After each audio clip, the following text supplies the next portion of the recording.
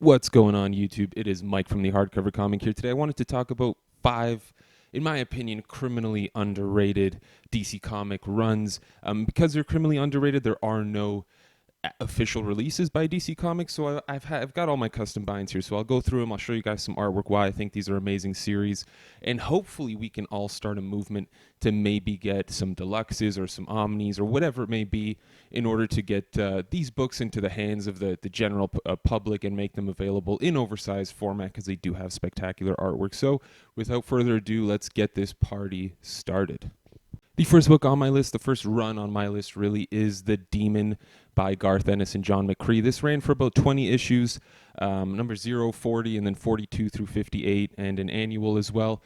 Again, it's there were two trade paperbacks available that collected the entire run. I'm not sure if they're still available. I'm sorry. They were nice newsprint paper, which is how I bound this nice custom omnibus here. So Garth Ennis, I mean, what more is there to say? This was sort of a not necessarily a spin-off, but kind of a long lost brother of the Hitman series. John McCree and Garth Ennis both did the Hitman run, which also I guess is another criminally underrated run that should get an omnibus release, but for whatever reason we haven't seen one yet because Garth Ennis doesn't sell, right? But anyway, so this focuses on the Demon Etrigan, Jason Blood. It's following, it starts with issue number 40, so there's been some back matter before this. Personally, I was not a huge, I was a fan of the Demon, but I didn't know much about Etrigan in general. I hadn't read many stories with him, and this was a really, really fun awakening to the character. It's awesome. It's full of great action, a lot of fantastic humor. If you're unaware of who the Demon Etrigan is, it's a man named Jason Blood who, through unfortunate circumstances, is bonded with this demon Etrigan, who is a demon of hell. He's sort of hell's hitman in this series, and basically, Jason's able to summon Etrigan, and sometimes Etrigan will take over him without his consent. And Etrigan speaks in rhymes, which makes it really, really fun, and I also imagine makes it very difficult for some writers to take the character on because writing dialogue in rhymes is not super easy. But this is a really, really fantastic run with a lot of bizarre villains, I guess you could call them, that show up here. There's a fantastic story arc with basically a tank made up of ghosts. Really fun, really exciting ideas, little supernatural ideas, with Garth Ennis really taking things outside the box again. It's hilarious, it's violent, it's brutal. The artwork by John McCree, in my opinion, fits perfectly. It's exaggerated just enough to make it fun and aggressive, and also not too gory, right? I mean, if you had a super realistic artist doing these things with all the entrails and the beheadings and the spines being ripped out, it'd get pretty graphic real quickly. But John McCree gives it enough of a cartoony vibe where, it's not a book that you're going to feel grossed out reading. But honestly, it's so much fun. I wish this would get released in oversized hardcover format. I love John McCree's artwork. It is stylized. It may not be for everybody, but I personally would love to see it in oversized format. And Garth Ennis, I mean, he writes some incredibly compelling stories here, as he always does. And I don't understand why his run has not been collected in oversized hardcover format yet. Next up on my list is Aquaman by Jeff Parker. This followed up to Jeff Johns' run, so we're talking issues 26 through 39 of the New 52. So much fun. So much fun. This is written by Jeff Parker, who's done things like Batman 66 and a whole bunch of other titles. He did a great, fantastic run on Thunderbolts over at Marvel as well. And artwork by Paul Pelletier, who has worked with Jeff Johns many times. Absolutely stunning. Paul Pelletier is a super underrated artist who absolutely deserves an oversized hardcover format. This would also be a fantastic series to have on the shelf beside Jeff Johns' run. Unfortunately, Jeff Parker suffered the effect of following Jeff Johns. I mean, a lot of people drop off a book once Jeff Johns stops writing it, but Jeff Parker, man, he took it, kept going with the same sort of vibe, dealing with Arthur and Mara and their relationship, sort of dealing with Arthur's family as well in a fascinating way in this storyline. You get to see some more exploration of the Zebel people and Mara as well. You also get a lot of mythological crossover with characters like Wonder Woman in here. It's so much fun. Jeff Parker, in my opinion, is a super underrated writer. He does so much great work, really really interesting way at looking at characters and their relationships with one another, and also making the books just damn fun to read. It's such a blast reading this. You get to see characters like Hercules. It's I don't want to spoil too much. It's so much fun and so well done. And Paul Pelletier's artwork is absolutely phenomenal. It's tough. Jeff Johns had an incredible run. He really got the momentum for Aquaman going from, sort of turning him into that joke that everyone thinks he is and making him a seriously magnificent character. And Jeff Parker took that torch and he kept going very strong with it. I just can't get over Paul Pelletier's artwork. The dude is so damn good. He's right up there with Ivan Reyes for me in terms of top Aquaman artists. If you haven't read this yet, just because Jeff Johns wasn't writing Aquaman anymore, I highly suggest you go back, check these issues out. It's 14 issues, a nice chunk of a run. I think there may be an annual or two in there as well, so 15, 16-ish issues. It would be a really nice deluxe edition to have, or a sort of a mini omnibus, again, to have beside that Jeff Johns. I mean, Aquaman is a character who is getting shafted from all sides. The Peter David trade paperbacks got stopped, and there's great runs out there, and this is probably one of my top ones right after Jeff Johns' run. Next up is a title called Rebels. This was a cosmic series by DC Comics. It's got a plethora of creators on it, but basically what it does is it follows this team called the Rebels. They sort of form accidentally in this series, really. It's basically led by Brainiac 5. If I'm not mistaken, I think 5 is the number, who is, a descendant of Brainiac. And he's one of these ambiguous characters where, at times he's good, he's bad. He sort of walks that moral fine line, which makes sense. He's an offspring of Brainiac.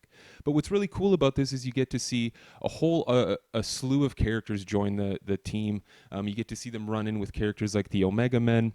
And you get to see it tie into events as well, like Blackest Night, Brightest Day, and you get to see how those things are influencing the adventures of the Rebels. But really the main villain of this story is Starro the Conqueror. And you get to find out the origin of Starro the Conqueror. You get to find out he's not just this big star-shaped being. He's actually got a physical body. He carries a badass axe. And you get to see him basically clash with the Rebels as Brainiac tries to essentially get revenge on his father. We get to see some more of the Brainiac lineage within this storyline. And again, the artwork is wonderful. The story is written by Tony Bedard with a lot of artwork by guys like Andy Clark, Aubin St. Bernard. I mean, a lot of great artists and writing in here as well. It's a great story, ran for about 24 issues, and it follows, again, a cosmic team that you don't get to see, a set of characters that you don't often get to see. And dealing with Starro and adding the mythology and mythos to Starro was really fascinating, in my opinion. It makes him one of those villains, again, that just becomes so much more fascinating once you realize it's not just an invasive species of starfish. I mean, that's that's what he's always been, right? He's kind of been this weird JLA villain that's super powerful but also kind of goofy. And so it's really nice to see some exploration of that and development of that villain. I really suggest people check this out. If you're a fan of cosmic stuff in the DC universe, look no further than this. The Blackest Night tie-ins were really fun as well, sort of seeing the various members of the Rebels take on different power rings and things like that. Again, a lot of fun. A very different kind of book, set in, again, a sector of the DC universe that does not get explored as often as it should be. Midnighter is a brilliant character. The run specifically that I want to talk about that I think has been highly underrated is the run by Steve Orlando. This was relatively recent. It was during the DCU era, when Dick Grayson changed from Nightwing to Secret Agent Dick Grayson for Spiral. And it follows the character Midnighter. Midnighter is basically a character that was created. He is a genetically modified being.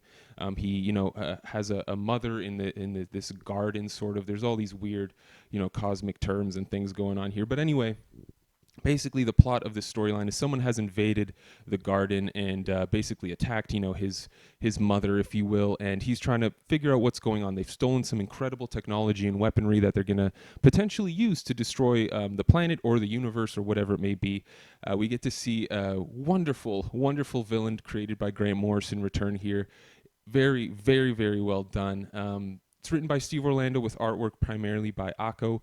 Steve Orlando himself is, he's a homosexual man, and so is Midnighter. So it's really great to see a writer who, has experienced things in his own life based on his own interests, and personal desires, and see him sort of project that onto a character who, has similar interests and desires as well. And getting to see Midnighter develop real relationships, which he's had in the past with other characters, but it's really great to see him sort of step down and look at, regular people. He's going on dates here. Crazy things are happening during the dates. If you don't know anything about Midnighter, he's a character who has a supercomputer in his brain that lets him run battle strategies and tactics through his mind. So within a second, he's able to determine how to win pretty much any confrontation, which makes the action sequences in here amazing with Akko's artwork, putting all these little panels all over the place, making all these fantastic things, kicking stake through people.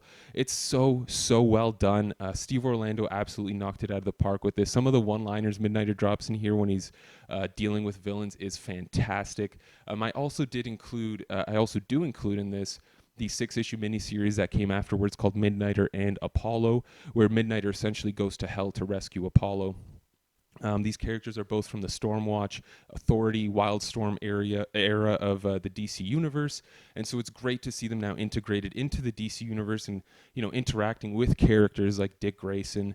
The artwork is fantastic. The main Midnighter miniseries ran for 12 issues, and then there was a 6-issue Midnighter and Apollo mini, so 18 issues total. Lengthy, nice, chunky run to really get to know Midnighter on a more personal level, see him deal with his aggression, deal with his insecurities, deal with the problems of his past, and figuring out who he was and whether that matters or not. A lot is covered in this book, and Steve Orlando knocks it out of the park. One of my favorite things that Steve Orlando has written, and he's done a lot of really, really great stories. I would love to see Akko's artwork in oversized hardcover format, and I think Midnighter in general, there's also a run by Garth Ennis, which is great. I think he's a character that is very underrated. People will compare him to Batman, but he's so much more than just, a guy in a black suit the same way Batman is. He's a really fascinating character with a lot of intricate details to him and his past and his relationships with other characters, and I would love to see this get an official release someday. The last book I wanted to talk about is one that I think I've mentioned a few times in the past. It's a wonderful, wonderful miniseries. If you're a fan of Justice League International and you need some more of Justice League International Team, look no further than Justice League Generation Lost. This was a title written by Keith Giffen, with artwork by a whole bunch of fantastic artists. Absolutely deserves to be an oversized hardcover format. But this follows, if you've read Brightest Day, Brightest Day essentially was an event from DC Comics where a lot of characters were resurrected as a result of Blackest Night, and now there are all these different things happening within the DC universe. And one of these spin-off titles was Generation Lost, where we see Maxwell Lord doing something crazy. I don't want to spoil anything because I got in a lot of trouble last time I spoiled something that was a decade old. But essentially what you get here is a fantastic story following the characters from the JLI Fire, Ice, Booster Gold, I don't want to Captain Atom. I mean, a whole bunch of characters. You get to see Rocket Red jump in there as well. So much fun, man. I love Booster Gold personally, and I love the JLI team. They're just so much more down to earth and more relatable and more relaxed, and they're the underdog trying to make things right. Behind the scenes, no one even pays attention to them. No one really knows what's happening with them, but they're doing what's right because it's a part of their being, and it's a part of it's a part of their life that gives them meaning. And you get to see that really expunge from them in this series. The artwork is fantastic. The writing is really compelling. You get your highs, you get your lows, you get your moments of extreme happiness, and there are definitely moments of sorrow and sacrifice in this run. It was 24 issues long, perfect for an omnibus, and it was a fantastic spin-off of Brightest Day that honestly, thanks to Brightest Day, whatever you may think of Brightest Day, it gave us this fantastic follow-up to the JLI, and I would love to have this in an oversized hardcover format, especially since DC is releasing the remaining JLI run. I mean, it just makes sense to get this out there, right? So those are five underrated DC comic runs. Of course, there are a whole lot more out there that I can definitely speak about in future videos, but I wanted to toss these 5 out there because I've reread all these stories so many times. I love them so much, and I wish people could experience them, but it's just not that easy. Some of these have had trade paperbacks, some haven't, some are very difficult to track down, and it's just I really hope people get the chance to explore these series. I hope you all do. Let me know what you thought. Have you read any of the series? What are your thoughts on them? What are some series you think are underrated? Some runs you think are underrated from DC Comics? Let us know down in the comments below. We always love talking with you guys, and the more we can all share our information, the better it is. But without further ado, be sure to subscribe if you haven't already. We do have a Patreon as well where we do hardcover comic giveaways every month. This past month of July, our winner won the Preacher Omnibus Volume 1. Really exciting. Congratulations again to you. Yeah, I hope you all are staying safe and sound. As always, crazy times out there. Now's the time to, stay indoors, read your comics, be safe if you're going to go outside and social distance. I know it's tough for people. A lot of people want their freedom. Which is not gone. But anyway, thank you all very much for tuning in. This was Mike from the Hardcover Comic. You stay classy, Internet.